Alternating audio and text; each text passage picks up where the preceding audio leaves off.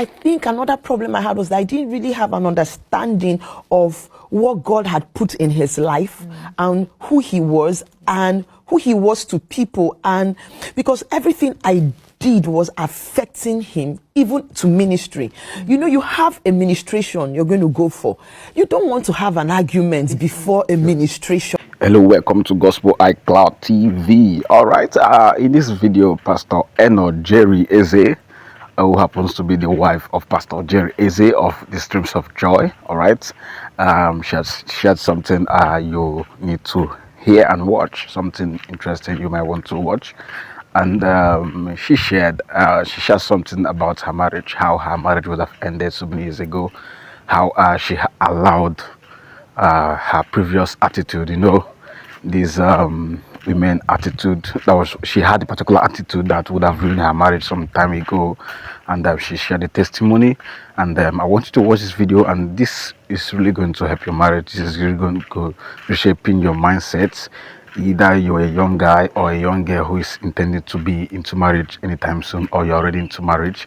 This whatever she has to say, or whatever she has said in this video, is going to obviously reshaping your mind. So I want you to watch this video and tell me what you have to say about this video. And if this is your first time of coming to this channel, please do not forget to subscribe to this channel, and do well to subscribe. God bless you.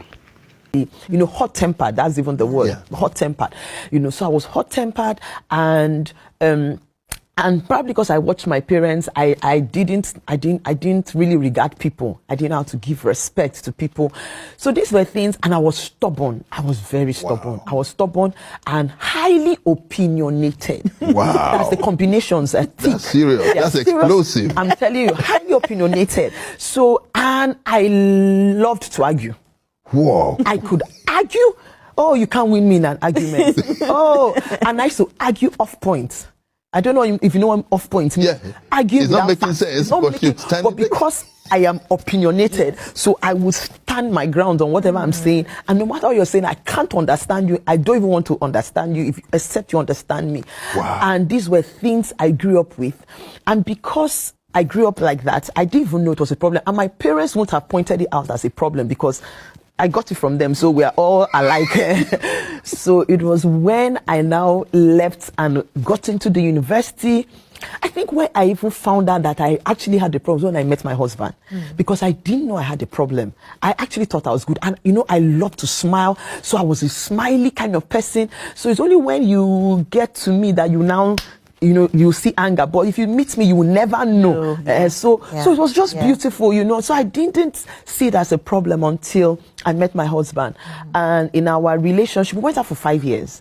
We went out for 5 years before we got married. So it was in that, you know, in our going out, then he starts to point out things, and I'm like, what is the problem? As in, I don't see it as a problem. When I was arguing, people used to tell me, you know, people used to hail me for my arguing skills, you know, and they'll be telling me how I have had 2 people want to sponsor me to read law because I could argue. So it was a strength. Yes. That was what I thought. It was a strength. So how do I now meet a man and he's telling me that this is not a strength? Yeah. This is terrible. Yeah. You know, you can't continue that way. So it was a lot to battle with. And not knowing, you know, by the time we got married, this thing started to put a strain in our relationship. And it became so bad because the man I married was such an amazing man. He came from a background that was very peaceful. He's a very peaceful person till date. He is very peaceful. He doesn't like problems, trouble, nothing. But me, I came from a home that did not know what peace looked like. So peace for us was you shout, and that's peace. Yeah. When it's not peace is when you start boxing, when you start fighting. So if I'm talking, we're like, why are you raising your voice? Why? I'm like, me? I said, there's no problem.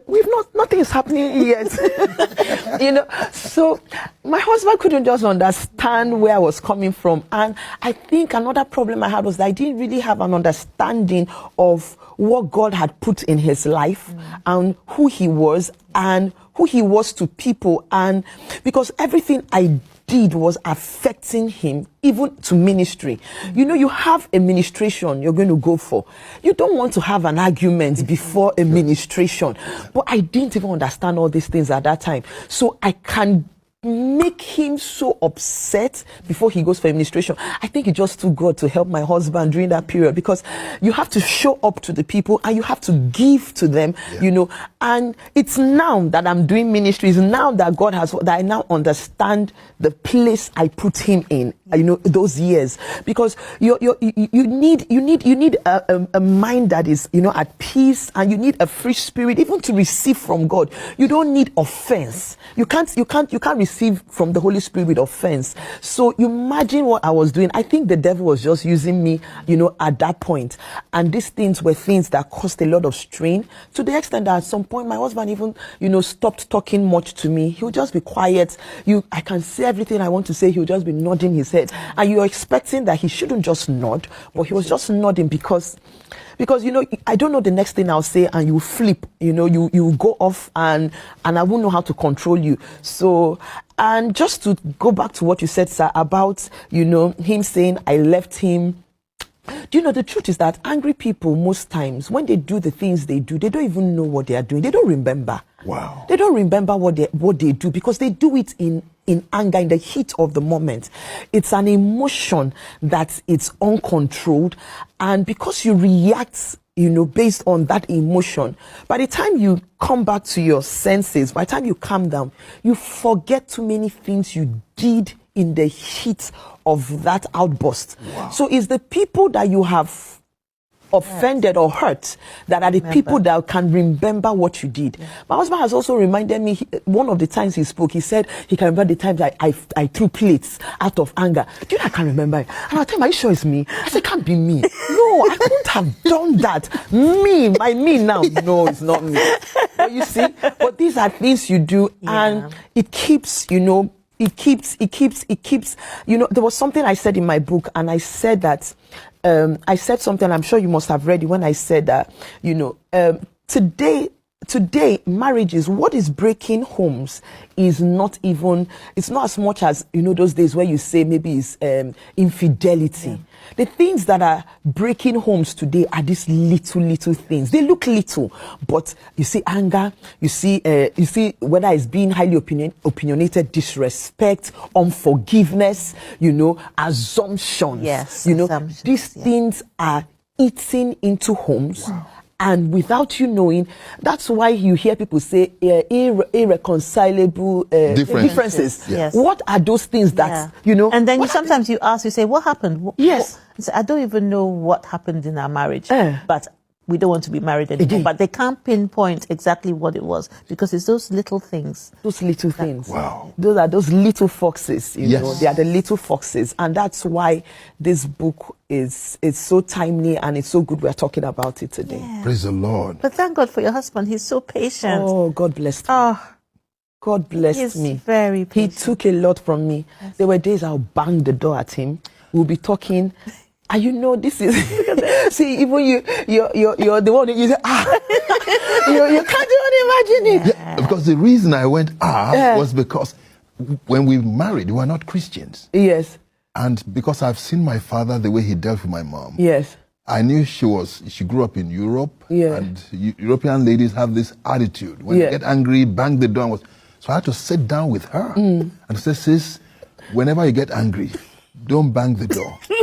Just call me into a room quietly so we can talk. Yes. So I said, our children must never see us bang door or shout or fight.